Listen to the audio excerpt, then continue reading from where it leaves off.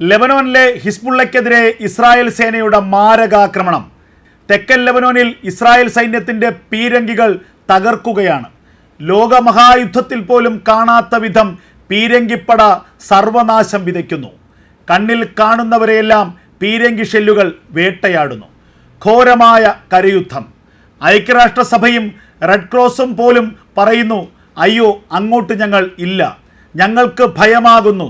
അതെ, ലെബനോൻ ദഹനം ലക്ഷ്യമാക്കി ഇസ്രായേൽ സൈന്യത്തിൻ്റെ 91ാമത് ഡിവിഷൻ ബെയ്റൂട്ടിൽ വ്യോമാക്രമണം തുടരുന്നതിനാൽ തെക്കൻ ലെബനനിലെ കരയുദ്ധം കൂടുതൽ വിപുലീകരിച്ചതായി സൈന്യം ബുധനാഴ്ച വ്യക്തമാക്കി. തങ്ങളുടെ 91ാം ഡിവിഷൻ ഹിസ്ബുള്ളയുടെ പുതിയ ലക്ഷ്യങ്ങളിലേക്ക്, പുതിയ കേന്ദ്രങ്ങളിലേക്ക് എത്തുകയാണെന്ന് ഇസ്രായേൽ പ്രതിരോധ സേന പറയുന്നു. 91ാം ഡിവിഷനുമായി ചേർന്ന് പ്രവർത്തിക്കുന്ന കമാൻഡോകൾ നിരവധി പുതിയ ഹിസ്ബുള്ള കേന്ദ്രങ്ങൾ റെയ്ഡ് ചെയ്തു. മറ്റു ബ്രിഗേഡുകൾ മേഖലയിൽ പ്രതിരോധവും ആക്രമണാത്മകവുമായ പ്രവർത്തനങ്ങൾ തുടരുന്നു. ഒരു ദിവസം മുമ്പ് 36ാം ഡിവിഷൻ തെക്കൻ ലെബനനിലും ഗ്രൗണ്ട് പ്രവർത്തനങ്ങൾ വിപുലീകരിച്ചതായി IDF വ്യക്തമാക്കുന്നുണ്ട്. അതേസമയം പ്രദേശത്തെ 6 കെട്ടിടങ്ങൾക്ക് ഒഴിപ്പിക്കൽ മുന്നറിയിപ്പ് നൽകിയതിനു ശേഷം ബെയ്റൂത്തിലെ തെക്കൻ പ്രാന്ത പ്രദേശങ്ങളിലെ ഹിസ്ബുള്ള ലക്ഷ്യങ്ങളിൽ ഇസ്രായേലിൻ്റെ യുദ്ധവിമാനങ്ങൾ ആക്രമണം തുടരുകയാണ്. തെക്കൻ പ്രാന്തപ്രദേശങ്ങളിലെ നിവാസികളോട് എത്രയും വേഗം പിരിഞ്ഞു പോകാൻ സൈന്യം ആവശ്യപ്പെട്ടു. ബെയ്റൂട്ടിൻ്റെ തെക്ക് അരാമൗൺ പട്ടണത്തിലെ ഒരു അപ്പാർട്ട്മെൻറ്റ് കെട്ടിടത്തിന് നേരെ ഇസ്രായേൽ സേന നടത്തിയ വ്യോമാക്രമണത്തിൽ കുറഞ്ഞത് 6 പേർ കൊല്ലപ്പെടുകയും 15 പേർക്ക് പരിക്കേൽക്കുകയും ചെയ്തതായി ലെബനൻ ആരോഗ്യ മന്ത്രാലയം തന്നെ അറിയിച്ചു. കഴിഞ്ഞ ദിവസമാണ് ലെബനൻ ഇസ്രായേലിലെ ഹൈഫയിലുള്ള പിഞ്ചു കുട്ടികൾ പഠിക്കുന്ന കിൻഡർ ഗാർഡനിലേക്ക് ആക്രമണം നടത്തിയത്. ഹിസ്ബുള്ളയുടെ ഡ്രോൺ ആക്രമണമാണ് ഉണ്ടായത്. ആ ഡ്രോൺ ആക്രമണത്തിന് തൊട്ട് മുൻപ് വളരെ ക്രിയാത്മകമായി ആ കിൻഡർ ഗാർഡനിലെ അധ്യാപകർ പ്രവർത്തിച്ചു. ദൂരെ സൈറൻ കേട്ടപ്പോൾ തന്നെ പിഞ്ചു കുട്ടികളെ അവർ സുരക്ഷിതമായ ഒരു കേന്ദ്രത്തിലേക്ക് മാറ്റി. തൊട്ടു പിന്നാലെ അവർ കണ്ടത് ആ കിൻഡർ ഗാർഡൻ പ്രവർത്തിക്കുന്ന കെട്ടിടത്തിൽ ഹിസ്ബുള്ളയുടെ ഡ്രോൺ പതിക്കുന്നതാണ്. ആ സമയത്ത് കുട്ടികൾ അവിടെ ഉണ്ടായിരുന്നുവെങ്കിൽ വലിയ അത്യാഹിതമുണ്ടാകുമായിരുന്നുവെന്ന് ദൃക്സാക്ഷികൾ തന്നെ പറയുന്നു. സ്വന്തം ജനതയെ, പ്രത്യേകിച്ച് പിഞ്ചു കുട്ടികളെ ലക്ഷ്യമിട്ട ഹിസ്ബുള്ളയ്ക്കെതിരെ ഇനി ഒരു തരത്തിലുമുള്ള ദയാദാക്ഷിണ്യമില്ല എന്ന് ഇസ്രായേൽ പിന്നാലെ അറിയിച്ചു.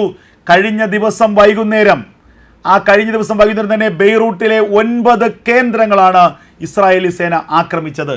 ബെയ്റൂത്തിലെ ജനവാസ കേന്ദ്രങ്ങളിലാണ് ഹിസ്ബുള്ളയുടെ ഓഫീസുകൾ സ്ഥിതി ചെയ്യുന്നത്.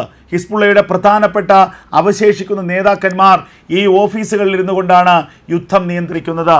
അതുകൊണ്ട് തന്നെ ആദ്യം തലയെടുക്കണമെന്ന നിർദ്ദേശമാണ് ബെഞ്ചമിൻ നെതന്യാഹു തൻ്റെ സൈന്യത്തിന് നൽകിയത്. ഹിസ്ബുള്ളയുടെ പടയാളികളെ വേണ്ട, ഹിസ്ബുള്ളയുടെ നേതാക്കന്മാരെ ആദ്യം തീർക്കണം. ആ ഉത്തരവ് ശിരസാവഹിച്ചുകൊണ്ട് ഇസ്രായേലിൻ്റെ വ്യോമസേന ബെയ്റൂത്തിന് മുകളിൽ വട്ടമിട്ട് പറന്നു.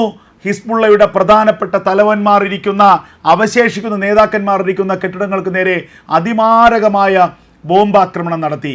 9 കെട്ടിടങ്ങൾ നിശേഷം തകർന്നു. ബെയ്റൂത്തിൽ നിന്നുള്ള ദൃശ്യങ്ങൾ സോഷ്യൽ മീഡിയയിൽ പ്രചരിക്കുകയാണ്. പുകപടലങ്ങൾ ആകാശം ഉയരുന്നുണ്ട്. തീ ആളിപ്പടരുന്നു. ആ തീ ആളിപ്പടരുന്ന കെട്ടിടങ്ങൾ മുഴുവൻ തകർന്ന് തരിപ്പണമായിരിക്കുന്നു.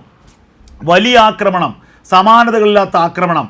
അതിന് പിന്നാലെ അടുത്ത ദിവസവും ഇസ്രായേൽ സേന ആക്രമണം തുടരുകയാണ്.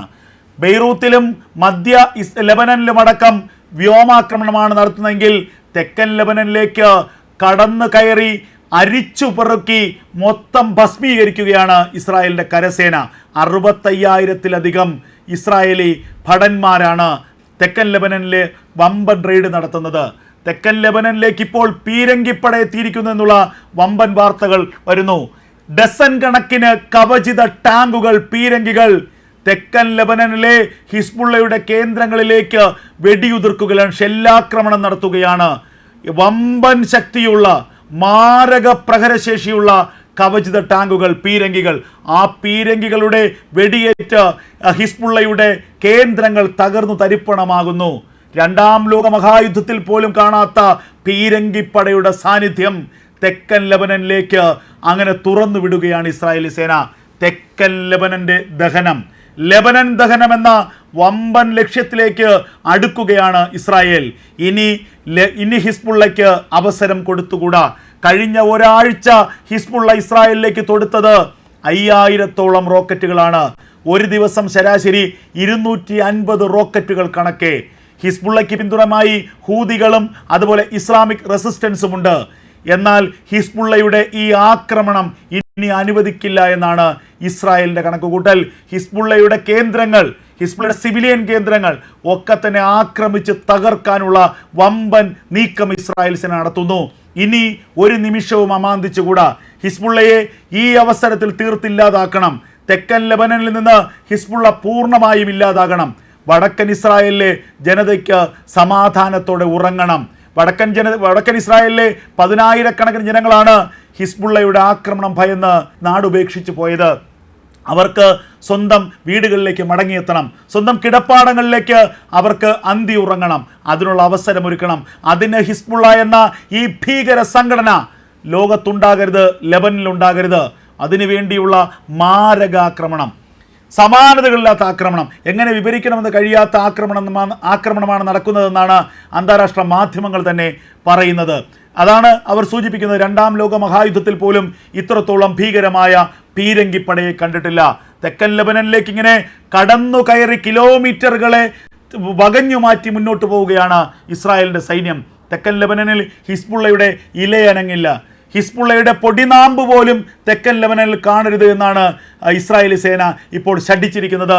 ഒരു ഭാഗത്ത് ഇസ്രായേലിൻ്റെ കരസേന വമ്പൻ ആക്രമണം നടത്തുമ്പോൾ മറുഭാഗത്ത് ഹിസ്ബുള്ളയുടെ കേന്ദ്രങ്ങൾ ഓരോന്നായി സ്കെച്ചിട്ടുകൊണ്ട് തീർക്കുകയാണ് ഇസ്രായേലിൻ്റെ വ്യോമസേന. ഇതുവരെ കാണാത്ത യുദ്ധം, ഘോര യുദ്ധമാണിപ്പോൾ ലെബനനിൽ നടക്കുന്നത്. അധികം വൈകാതെ ഹിസ്ബുള്ളയുടെ അന്ത്യം ഉറപ്പായിരിക്കുന്നു. സമ്പൂർണ്ണ നശീകരണത്തിലേക്ക് ഇസ്രായേൽ കടക്കുകയാണ്. ഹിസ്ബുള്ള എന്നേക്കുമായി നശിക്കുന്ന ഒരു സാഹചര്യത്തിലേക്ക് നീങ്ങുകയാണ്.